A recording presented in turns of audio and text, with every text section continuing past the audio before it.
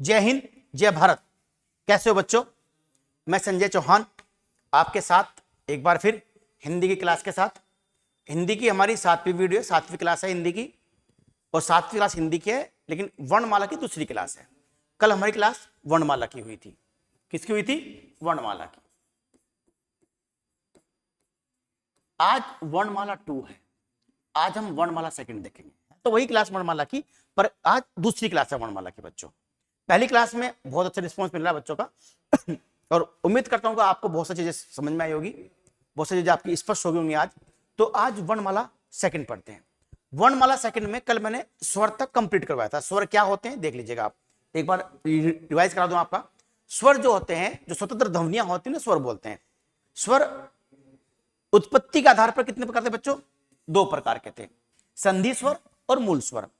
अच्छा, मुख की आकृति के आधार पर, मुख की आकृति के आधार पर 4 प्रकार के, संवर्त, अर्धसंवर्त, विवर्त, अर्धविवर्त, यानी close, half close, open, half open.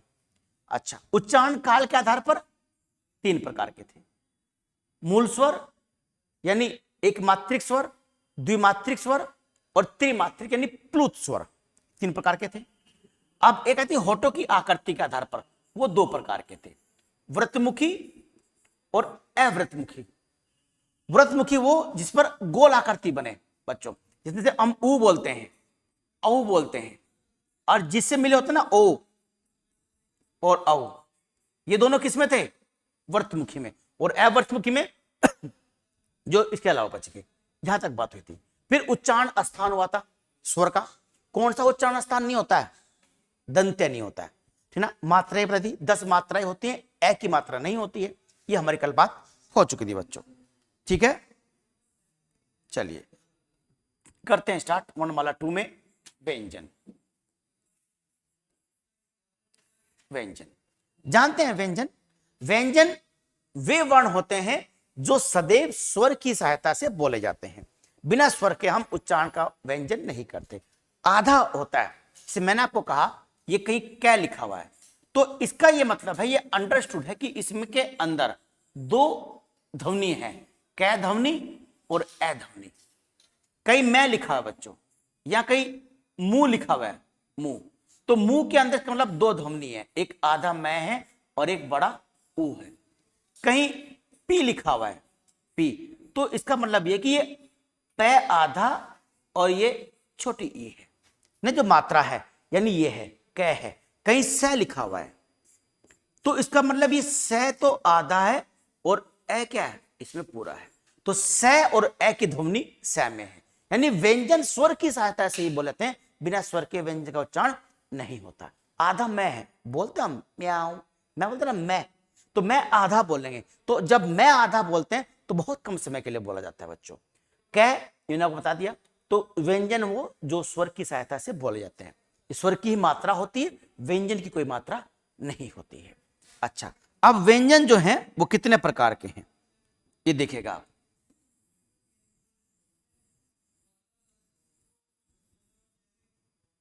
देखो बच्चों, व्यंजन के जो प्रकार हैं,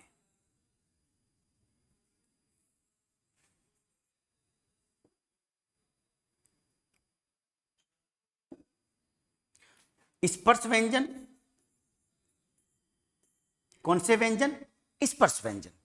स्पर्श व्यंजन कौन से व्यंजन होते हैं? स्पर्श व्यंजन ध्यान रखिएगा, स्पर्श व्यंजन उनको बोलते हैं जिनमें ध्वनि स्पर्श करती हुई बाहर निकलती है। स्पर्श व्यंजन कितने प्रकार के? 3 प्रकार के। नंबर 1 वर्गीय व्यंजन, वर्गीय व्यंजन, अंतस्थ व्यंजन और बच्चों ऊष्म व्यंजन। कौन से व्यंजन? ऊष्म व्यंजन। ये स्पर्श व्यंजन के प्रकार भी और अलग प्रकार भी है ना। वर्गीय व्यंजन बोलते हैं, ये 25 होते हैं वर्गीय व्यंजन। कितने? 25। अंतस्थ व्यंजन 4 होते हैं और ऊष्म व्यंजन 4 होते हैं। कितनों के? 25 और 4 29 और 4 33। ये 33 ही मूल व्यंजन होते हैं। 33 ही क्या है? मूल व्यंजन। कितने? 33 है बच्चों मूल व्यंजन। कितने? 33। दूसरा प्रकार देखिए, उत्क्षिप्त व्यंजन। कौन से? उत्क्षिप्त व्यंजन। इन्हें बच्चों द्विगुण व्यंजन भी कहते हैं, द्विगुण व्यंजन भी। ये डै और ढै, ये संस्कृत वर्णमाला में नहीं थे, हिंदी वर्णमाला में ही आए हैं। फिर देखिए, संयुक्त व्यंजन होते हैं, ये 4 होते हैं। कौन कौन से होते हैं बच्चों? अक्षय, त्रय,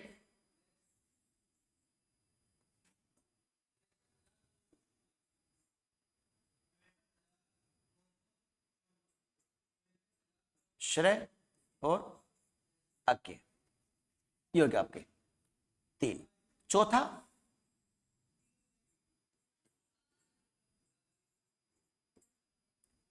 द्वित्व व्यंजन। द्वित्व व्यंजन, द्वित्व व्यंजन कौन से? दिल्ली, बिल्ली, बताऊं अभी हम हर व्यंजन स्पष्ट करेंगे। ये अलग से पढ़ेंगे, ये अलग से पढ़ेंगे, ये अलग से पढ़ेंगे, ये सब अलग से पढ़ेंगे। तो ये तो व्यंजन के प्रकार हो गए, ध्यान रखना। स्पर्श व्यंजन, वर्गीय व्यंजन, अंतस्थ व्यंजन, उस व्यंजन, इसका प्रकार हो गया। कितने? 33 है। उत्क्षिप्त कितने? डै और ढै। संयुक्त व्यंजन कितने? अक्षय, त्रय, श्रेय, अज्ञेय। द्वित्व व्यंजन कितने? द्वित्व व्यंजन अलग प्रकार के होते हैं, इनकी परिभाषा बहुत इंपॉर्टेंट है। हिंदी में मैं हमेशा बच्चों को बताता हूं, हिंदी में केवल 2 बातें इंपॉर्टेंट है। एक तो बच्चों हर चीज की परिभाषा आपको पता होनी चाहिए, परिभाषा स्पष्ट चाहिए हर चीज की, और एक आपको उसके उदाहरण पता होने चाहिए बच्चों। ये ध्यान रखिएगा, ये 2 चीजों के अलावा हिंदी कुछ और है ही नहीं। पूरी हिंदी पढ़ लीजिएगा, यही निचोड़ निकलेगा। अब भाई साहब भाषा पता हो और दूसरी बात उदाहरण पता हो, बस यही है। स्पर्श व्यंजन की भाषा पता हो, उदाहरण पता हो। उत्क्षिप्त व्यंजन की परिभाषा पता हो, उदाहरण पता हो। संयुक्त व्यंजन की परिभाषा पता हो, द्वित्व व्यंजन की परिभाषा पता हो, दोनों की, और उदाहरण पता हो। कुछ नहीं चाहिए और हिंदी में, बस ये 2 चीजें सीख लीजिए, एक परिभाषा और एक उदाहरण, 2 ही चीजें होती हैं बस। चलिए अब इसके आगे बढ़ते हैं हम लोग। अब जैसे ये व्यंजन के प्रकार हो गए, अब हम सबसे पहले स्पर्श व्यंजन पढ़ते हैं, वर्गीय व्यंजन। चलिए वर्गीय व्यंजन हेडिंग बना लीजिए। कौन सा व्यंजन? वर्गीय व्यंजन। वर्गीय व्यंजन बच्चों 25 होते हैं। ये वर्गीय व्यंजन 5 वर्ग से बने हुए हैं। पहला वर्ग बच्चों कै वर्ग है, दूसरा वर्ग बच्चों टै वर्ग है, कै चे, फिर टै, कै चे टै, कै चे टै तै,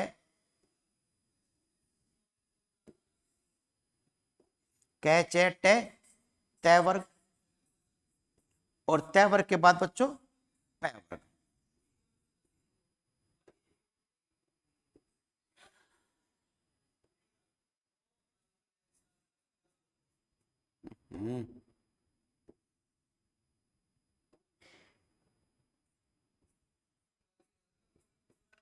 पै वर्ग। कौन सा वर्ग? पै वर्ग। अब इनके बारे में पढ़ेंगे। चै वर्ग कौन सा, टै वर्ग कौन सा, इससे हमको कई बातें पता चलेंगी। देखो बच्चों, अभी मैं आपको दिखा भी देता हूं। देखो हमारे मुख में 5 उच्चारण स्थान होते हैं, जानते होंगे आप लोग। एक तो होता है कंठ। कौन सा? कंठ। ये इसे कंठ बोलते, कल मैंने आपको बताया था जब आपको मैंने स्वर पढ़ाए थे। ये कंठ होता है। ऊपर जो टुनटुना लटका हुआ है वो तालु होता है उसके पास। ये जहां जीभ गई ये मूर्धा होता है। दंत ये होता है, ओष्ठ ये होता है। तो ये 5 उच्चारण स्थान है, उन्हीं 5 के आधार पर ये 5 वर्ग बांटे गए हैं बच्चों। ध्यान रखिएगा, जो हमारा कै वर्ग है इसमें कै व्यंजन आता है, नीचे हलंत लगा लीजिएगा तभी तो व्यंजन बनेंगे मूलतः। कै, खे, गे, घै, और बच्चों अंग है। क्या है? अंग है। डैनी बोलते हैं इसको, अंग बोलते हैं। कैसे बोलेंगे अंग? ये देखिए आप, ये क्या लिखा हुआ है? वार्ड में, वार्ड में नहीं है ये, वांग में है ये, वांग में। तो अंग की आवाज देता है, डै नहीं होता, अंग होता है। क्या होता है? अंग होता है, ये अंग होता है। ये जो है बच्चों, ये जो ध्वनि है, ये ध्वनि याद रखिएगा, ये ध्वनि जो है आपको बच्चों, ये ध्वनि है कंठ है।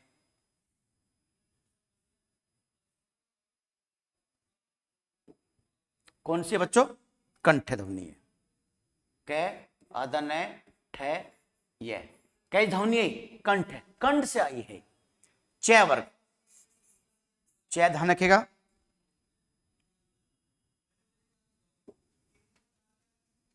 ठीक ना, च ध्यान रखेगा, अलग करता हूं उसको भी। च, छ, जय, झ और बच्चों अय्या, इसे बोलते हैं अय्या। अंजलि, अंजलि, अंजलि में ये आता है ना, क्या लेते हैं अंजलि? आप लोग ऐसे लिखते हो अंजलि, ये सही नहीं है, अंजलि ऐसे लिखा जाता है,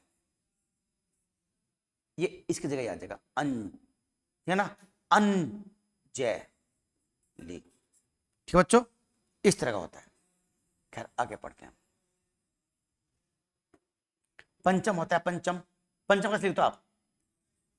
पंचम बनता कैसे है? पे आता ये बन जाएगा पंचम, पंचम, ये सही होता है, ये सही नहीं होता है।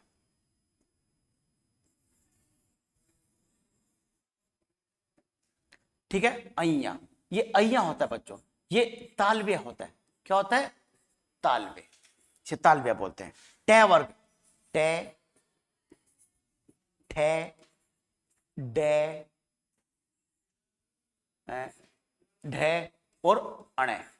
बच्चों ये होता है कौन सा? मूर्धन्य, ये मूर्धन्य। आवाज कहां सारी देखो आप समझ लीजिए आप। के खे गे घे अंग, के खे गे घे अंग, चे छे जे झे अय्या।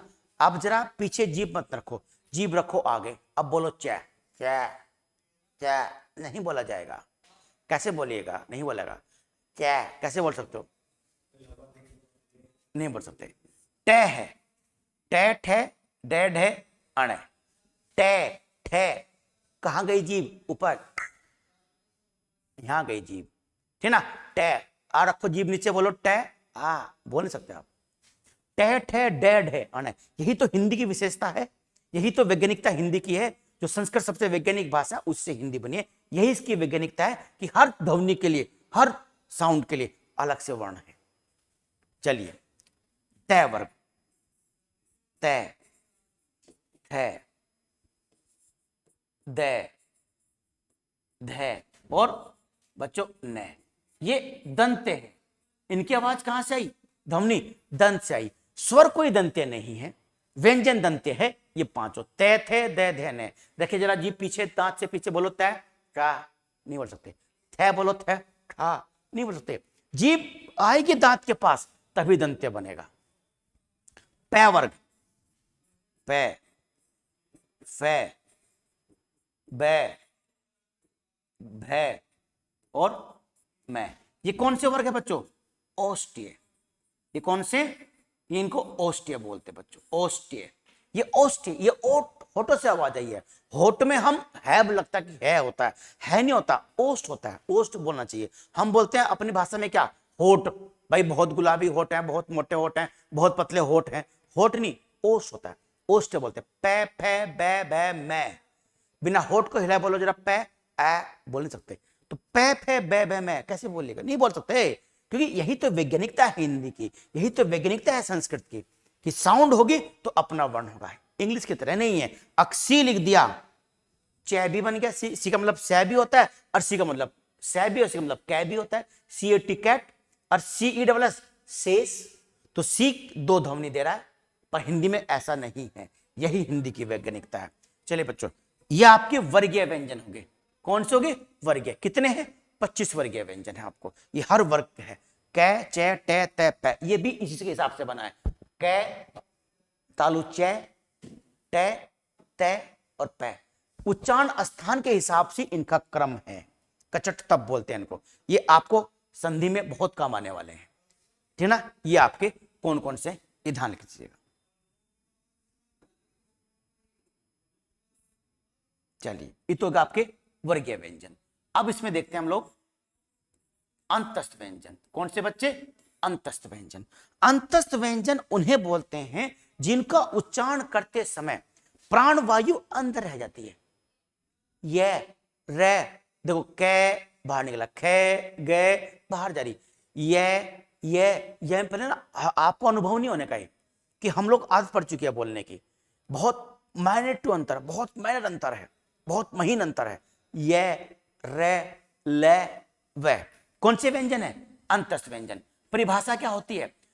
ऐसे वर्ण या ऐसे व्यंजन जिनका उच्चारण करते समय प्राणवायु अंदर की ओर जाए, प्राणवायु अंदर की ओर जाए, उन्हें बोलते हैं अंतस्थ व्यंजन। अंतस्थ व्यंजन बच्चों चार होते हैं, एक यह होता है, एक रे होता है, एक लय होता है और एक वह होता है। यह रे लय वह, ये भी क्रम से है, यह लय रे वह नहीं बोलते, यह रे लय वह बोलते हैं। क्रम कैसा? उच्चारण स्थान। इसका उच्चारण स्थान देखिए क्या है, इसका उच्चारण स्थान क्या है? यह का तालव्य। कौन सा है? तालव्य। ये चे खे ये सेम वैसा बोला जा रहा है, ई ऊपर जा रही जीभ, तो यह क्या? तालव्य। रे, तालव्य के बाद क्या आता है? मूर्धा,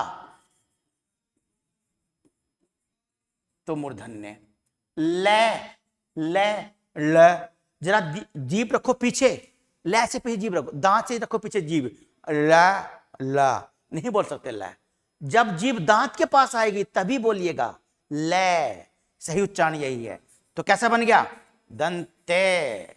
और वह वास्तव में हम वह बोलते हैं, वह की सही साउंड तभी आती है जब जीभ दांत के पास हो। वह नहीं बोल सकते, जीभ रखो पीछे, वह आवाज सही नहीं आने की, वह जब आएगी सही तो दंतोष्ठ बोलते हैं। दंतोष्ठ यानी दंत प्लस ओष्ठ, दंत प्लस ओष्ठ है ना, संधि। दंत प्लस ओष्ठ संधि ये नहीं होती है, ये संधि का अपवाद है। किस संधि का अपवाद है ये? यही देखेंगे हम जब संधि पढ़ेंगे। संधि में बच्चों बहुत सारे अपवाद हैं, गुण संधि में और आपका वृद्धि संधि में तमाम अपवाद है। अक्षोहिणी अपवाद है, दंतोष्ठ अपवाद, प्रोढ़ अपवाद, स्वेर अपवाद। ये अपवाद क्या है? लगता है संधि कुछ और है, होती संधि कुछ और है। यही तो अपवाद आते हैं एग्जाम में। थोड़ी पूछेगा हिमालय, हिम प्लस आल्य, पुस्तकालय, पुस्तक प्लस आल्य, कभी नहीं पूछेगा सूर्योदय, सूर्य प्लस उदय, कभी नहीं पूछेगा इत्यादि, इति प्लस आदि, कभी नहीं पूछेगा प्रणाम, कभी नहीं पूछेगा आपको जो है आपका कहीं पूछ लिया कि स्वागत, सु प्लस आगत। ये टाइम चला गया बच्चों, वो टाइम नहीं रहा। 80% से ऊपर जाना है तो जितने चीजों के अपवाद हैं वो जरूर याद कीजिए। अपवाद से क्वेश्चन पक्का आता है। ये आपके हो गए ये रे लव है, इनका उच्चारण स्थान भी होगा, परिभाषा मैंने आपको बता दी है। चलिए आगे बढ़ते हैं। ऊष्म व्यंजन, कौन से व्यंजन बच्चों? ऊष्म व्यंजन, ऐसे व्यंजन जिनके उच्चारण करते समय प्राणवायु में संघर्ष हो, उष्मा सी पैदा हो, हीट सी पैदा हो, से की आवाज आए। जैसा ना जब कुकर में सीटी बजती है ऐसी आवाज आए, से है, आई ना से की आवाज। उस व्यंजन, ऐसे व्यंजन जिनके उच्चारण करते समय प्राणवायु में संघर्ष हो, उष्मा उत्पन्न हो और शेक जैसी आवाज आए। ये मतलब ना फुंकारा मारता है सांप, इस तरह की आवाज आए, उससे क्या बोलते हैं? ऊष्म व्यंजन बोलते हैं। क्या बोलते हैं? ऊष्म व्यंजन। इसमें देखिए आप बच्चों, पहले पेट ये आता है बड़ा शय, ये इसमें भी क्रम है, ध्यान रखिएगा। क्रम ऊर्ध्वा के स्थान पर ये शय, उसके बाद पेट पटा शय, फिर छोटा शय और उसके बाद है आता है बच्चों, काकलिय वर्ण बोलते हैं इसको। ठीक, ये शय का उच्चारण स्थान कौन सा? तालव्य। शलजम बोलो जरा, शलजम, शूल ऊपर गई जीभ, शूल ऊपर गई जीभ, शय बन गया। क्या बन गया? शय, तालव्य। पेट पटा शय, षटकोण, षटकोण जीभ कहां ऊपर रही, षट कहां गई जीभ? ऊपर गई, षटकोण। तो षटकोण जीभ ऊपर का मतलब क्या? मूर्धन्य। कैसे बन गया? मूर्धन्य। से सपेरा, सपेरा, ठीक ना, सांप, ठीक ना, संजय, तो जीभ संजय, जीभ आएगी कहां? दांत के पास, दंते। है, कंठे, कंठे, ये कंठे है। कैसे? कंठे, कंठे मतलब है, केवल है की आवाज कंठ से आती है, है। कहां से आवाज? केवल कंठ से। तो क्या बन गया? कंठ है। इसको काकल भी बोलते हैं। क्या बोलते हैं? काकल। काकल वर्ण भी बोलते हैं इसको, काकलिय भी बोलते हैं, काकलिय, काकल बोलते हैं एक्चुअली मुख्य अंतर को, इसको काकल बोलते हैं। तो काकलिय, काकल से आने वाली आवाज, काकल भी बोलते हैं, काकलिय भी बोलते हैं, किसको, है को, ध्यान रखिएगा। ठीक है, ये तो आपके सारे व्यंजन हो गए। अच्छा अब देखिए, ये तो आसान चीजें थी, अब कोई दिक्कत नहीं, असली चीज तो अब आएगी। ठीक, उत्क्षिप्त व्यंजन, उत्क्षिप्त व्यंजन पढ़ेंगे, संयुक्त व्यंजन पढ़ेंगे और द्वित व्यंजन पढ़ेंगे, अयोगवाह और विसर्ग पढ़ेंगे। और हिंदी शब्दकोश में सबसे पहला शब्द कौन सा आता है, ए आता है कि अनुस्वार आता है कि क्या आता है? देखो जल्दी देखते हैं। पहला हमारा है आपका उत्क्षिप्त व्यंजन, उत्क्षिप्त व्यंजन। उत्क्षिप्त व्यंजन को बच्चों द्विगुण व्यंजन भी कहते हैं। क्या कहते हैं? द्विगुण व्यंजन, दोहरे गुण वाले व्यंजन। ये केवल दो ही हैं, एक डे और एक ढे। आप हो गए जी ये तो वहां भी था सर, लेकिन वहां जो डे था ना वो ये वाला डे था, इसमें आप बिंदी नहीं लगी हुई थी, यहाँ बिंदी लगी हुई है। ये संस्कृत वर्णमाला में नहीं थे, हिंदी वर्णमाला में ही आए हैं डे और ढे। जब इनका उच्चारण करते हैं तो डे और ढे पर जोर ज्यादा होता है। जैसे देखिए क्या लिखा हुआ है, सड़क, ये देखिए क्या लिखा हुआ है, ये अब जरा बोलिएगा, सड़क, डे पे जोर ज्यादा है। दंड, दंड, दंड, डे पे अपने आप ही क्या उच्चारण थोड़ा सा ज्यादा हो रहा है, बालाघात ज्यादा है, बल का आघात ज्यादा है। दंड, दंड बोलेंगे, क्या बोलेंगे? दंड, तो डे है, तो द्विगुण व्यंजन हो गया, उत्क्षिप्त व्यंजन। संस्कृत में नहीं थे, हिंदी में आ गए। इन शब्द से जो ये दोनों वर्ण हैं, किसी शब्द की शुरुआत सामान्यतः नहीं होती है। कुछ शब्द है जैसे डमरू वगैरह है, ढक्कन है, जैसे ढक्कन में ढ बिंदी वाला आता है, बस वो अपवाद मान लीजिए दो चार को, बाकी किसी शब्द की शुरुआत इन दोनों वर्ण से नहीं होती है, डै से और ढै से। इन्हें बोलते हैं उत्क्षिप्त वर्ण। परिभाषा बच्चों ये होगी, ऐसे वर्ण जो संस्कृत वर्णमाला में नहीं थे, हिंदी वर्णमाला में स्वीकार कर ले गए हैं और जिनका उच्चारण करते समय उन पर बालाघात ज्यादा होता है, उन्हें उत्क्षिप्त वर्ण बोलते हैं या द्विगुण वर्ण बोलते हैं इनको। ठीक ना, जो आपका ये वर्ण होता है इनसे किसी शब्द की शुरुआत नहीं होती है, उत्क्षिप्त वर्णों से, डै और ढै से। चलिए नेक्स्ट, उत्क्षिप्त के बाद आता है आपके बच्चों संयुक्त वर्ण। ये बहुत इंपॉर्टेंट, इसकी परिभाषा भी इंपॉर्टेंट है। संयुक्त, संयुक्त वर्ण कौन से होते हैं, संयुक्त व्यंजन कौन से होते हैं? एक तो होता है ये अक्षय, एक होता है त्रय, एक होता है श्रेय और एक होता है अज्ञे ज्ञानी।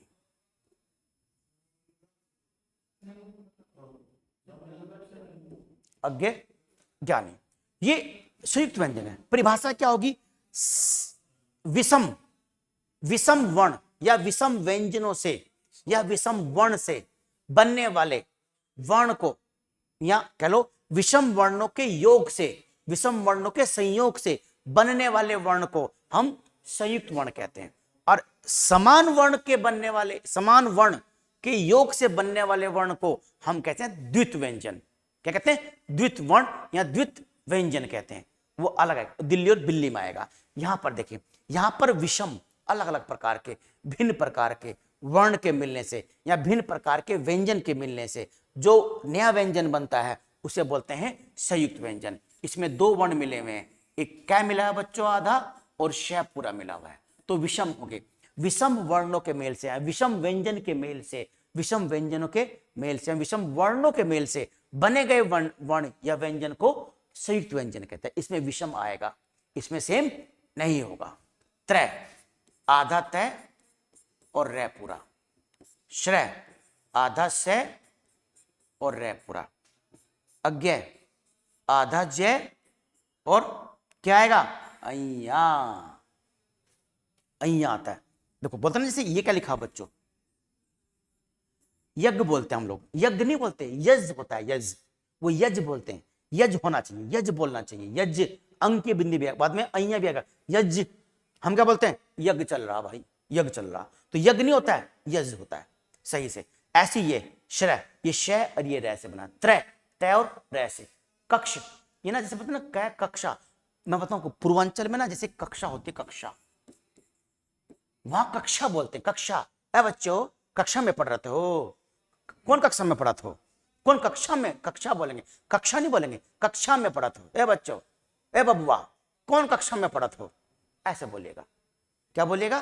कौन कक्षा में पढ़ा था, कक्षा बोलते हैं, कक्षा, तो शय की आवाज आती है उसमें, किसकी, शय की, कक्षा, कक, कक्षा, ये कक दो बार है ना, कक कक कक, एक बार ये कै आया बच्चों, ये कक्षा, एक तो ये कै आ गया, एक तो क्या ये बोला, एक कै इसमें भी तो है, ये वाला कै, कक कक्षा, तो ये बनता है कक्षा, इससे बनता है कक्षा। ध्यान रखिए बच्चों, ये ऐसे उच्चारण होता है इसका, ठीक, त्रय है, तो ये तो आपके हो गए संयुक्त वर्ण। कौन से हो गए, संयुक्त वर्ण। ध्यान रखिए बात। चलिए अच्छा, अब आइए द्वितीय वर्ण पर, देखिए बहुत इंपॉर्टेंट है द्वितीय वर्ण। इसकी परिभाषा होती है बच्चों, जब समान वर्ण मिलकर, समान व्यंजन मिलकर एक नया वर्ण बनाए, एक नई ध्वनि बनाए, एक नया व्यंजन बनाए, उसे बोलते हैं द्वितीय व्यंजन। जैसे मैं आपको बताऊं, से अगर समान मिले, जैसे दिल्ली है, दिल्ली, तो इसमें दोनों कैसे हैं, ये द्वितीय वर्ण है। कैसे वर्ण है, द्वितीय। जब समान मिलकर नया, दिल्ली, दिल्ली, जब दोनों समान आएंगे ना तो द्वितीय होगा। कच्चा, पक्का, ठीक ना, कै कै, चे चे, दिल्ली, बिल्ली। देखो बोलते समय ना अगर आप बोलोगे तो जीभ में खुजली हो जाती है, बिल्ली, कच्चा, पक्का, दिल्ली, जीभ में झंझनाहट होती है। तो ये द्वितीय व्यंजन होते हैं, जब समान वर्ण मिलकर एक नई ध्वनि निकलते हैं, दिल्ली, दिल्ली, दोनों समान मिलते हैं ना तो द्वितीय बोलते हैं उनको। क्या बोलते हैं, द्वितीय। चलिए ये द्वितीय हो गया आपके। कैसे हो गए, द्वितीय। बहुत ज्यादा हल्ला बचाने की जरूरत नहीं है, अब ये द्वितीय है, ये वो है, ये वो है, सिर्फ कंसेप्ट समझिए और उदाहरण देखिए, आगे बढ़िए। 80% तक पहुंचना है, इतना आसान नहीं है बच्चों, ध्यान रखिएगा। चलिए ये तो हो गए हमारे उच्चित भी हो गए, वो भी हो गए। अब जो हिंदी शब्दकोश है, ध्यान रखिएगा, हिंदी शब्दकोश में कैसे ढूंढेंगे। पहला वर्ण क्या आता है, ध्यान रखिए, पहला वर्ण आता है अनुस्वार, दूसरा वर्ण आता है अनुनासिक वाला, तीसरा वर्ण आता है हमारा विसर्ग वाला, फिर आता है ए, फिर आता है आ, फिर आता है ई, फिर आता है बड़ी ई, फिर आता है ऊ, फिर आता है बड़ा ऊ, ठीक ना, फिर री आता है, फिर क्या आता है री, री हिंदी में होता है, बड़ा री तो संस्कृत में तो होता नहीं। फिर आपका जो है री आएगा, री के बाद फिर ए आएगा, आई आएगा, ओ आएगा और औ आएगा। ये इस तरीके से आता है, ये हिंदी शब्दकोश का क्रम है। पूछता कि ये सबसे पहले कौन सा आएगा, सबसे पहले अनुस्वार आता है। क्या बोलते हैं इसको, अनुस्वार, ये अनुनासिक और ये विसर्ग, इनसे सबसे पहले वर्ण हिंदी शब्दकोश में सबसे पहले इनसे पूछ ले आपसे। अगर आगरा, अंगद, आंचल, ये 4 शब्द हैं। पूछ ले इनका क्रम क्या है शब्दकोश में, पहले सबसे पहले कौन सा आएगा, सबसे पहले कौन सा आना चाहिए, अंगद। कौन सा चाहिए, अंगद, ये नंबर 1 पे आएगा बच्चों। नंबर 2 पे कौन सा आएगा, आंचल। 3 पे कौन सा आएगा, देखो यहां से ये वाला, और 4 पे कौन सा आएगा, आगरा। ये आगरा है, क्या ये आगरा, तो 4 नंबर पे आएगा। हमें ये देखना पहले, क्या देखना, ये वाला ए। तो अनुस्वार कैसा आता है, सबसे पहले आता है, अनुनासिक उसके बाद, विसर्ग उसके बाद, ये सब उसके बाद शुरू होते हैं। तो ये किसी भी शब्दकोश में ढूंढने का तरीका है हिंदी में। तो सबसे पहले अनुस्वार वाला आएगा, फिर आपका अनुनासिक आएगा, फिर आपका विसर्ग वाला आएगा, और फिर सामान्य ए आ ई उ आ, ये सब आएंगे। तो ये सब ना आपका ये क्रम है शब्दकोश में किसी शब्द को ढूंढने का। जैसे एक मैं पूछ लूं आपसे, कंचन,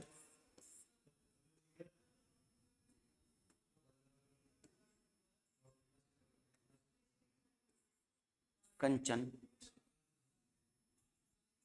कच्चन, पक्कन, क्षत्रिय, क्षत्रिय, कै कै कै। पहले सबसे पहले पूछे पहले कौन सा आएगा, तो पहले ये वाला आएगा कि ये वाला आएगा, अब ये वाला कि ये वाला आएगा, ये वाला आएगा, कै वाला।